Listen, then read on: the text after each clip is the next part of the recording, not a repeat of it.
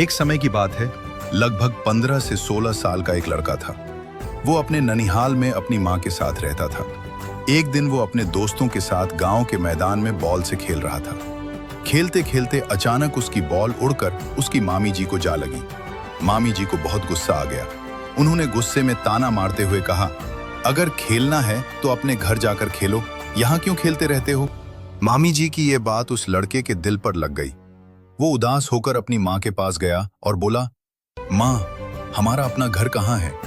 हम यहाँ क्यों रहते हैं? मुझे अपने घर और अपने परिवार के बारे में सब सच बताओ। पहले तो माँ टालने लगी, लेकिन बेटे की जिद के आगे हार गई। माँ ने धीरे धीरे कहा, बेटा, हमारा भी एक बहुत बड़ा घर था। गांव में एक बड़ी हवेली। हमारा पूरा परिवार वहीं रहता था। फिर माँ की आंखों में आंसू आ गए। वो बोली, लेकिन एक रात हमारे घर में एक भयानक राक्षस घुस आया। उसने तेरे पूरे परिवार को मार डाला।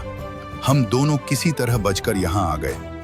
ये सुनकर लड़का कुछ देर चुप रहा, फिर बोला, माँ, मुझे अपना घर देखना है, मैं वहां जरूर जाऊंगा। माँ डर गई और बोली, बेटा मत जा, वो राक्षस तुझे भी मार देगा। लेकिन लड़का अपनी जिद और हिम्मत पर अड़ा रहा। आखिर वो लोगों से रास्ता पूछता हुआ अपने पुराने घर पहुंच गया। जब वो हवेली के अंदर गया तो उसने देखा एक भयानक राक्षस कुर्सी पर बैठा हुक्का पी रहा था। लड़का बिना डरे उसके पास गया और बोला, मामा राम राम। राक्षस ने भी हंसते हुए जवाब दिया, राम राम भांजे।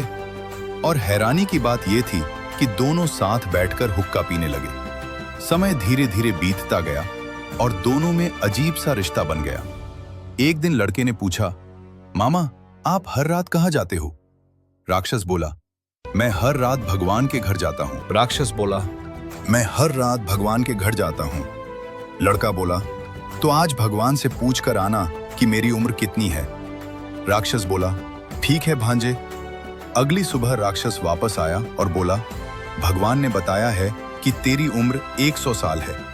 लड़का मुस्कुराया और बोला, मामा, आज फिर भगवान से कहना, या तो मेरी उम्र 1 साल कम कर दे या 1 साल बढ़ा दे। राक्षस बोला, ठीक है। अगली सुबह राक्षस फिर आया और बोला, भगवान ने कहा है ना तो राई घट सकती है ना तिल बढ़ सकता है। इतना सुनते ही लड़का समझ गया कि उसकी किस्मत उसके हाथ में है। वो तुरंत चूल्हे से जलती हुई लकड़ी निकालकर उस राक्षस पर टूट पड़ा। उसने पूरी हिम्मत से राक्षस को मार मार कर हवेली से भगा दिया। अब और दोनों अपने पुराने घर में खुशी खुशी रहने लगे। कहते हैं, हिम्मत और समझदारी से सबसे बड़ा डर भी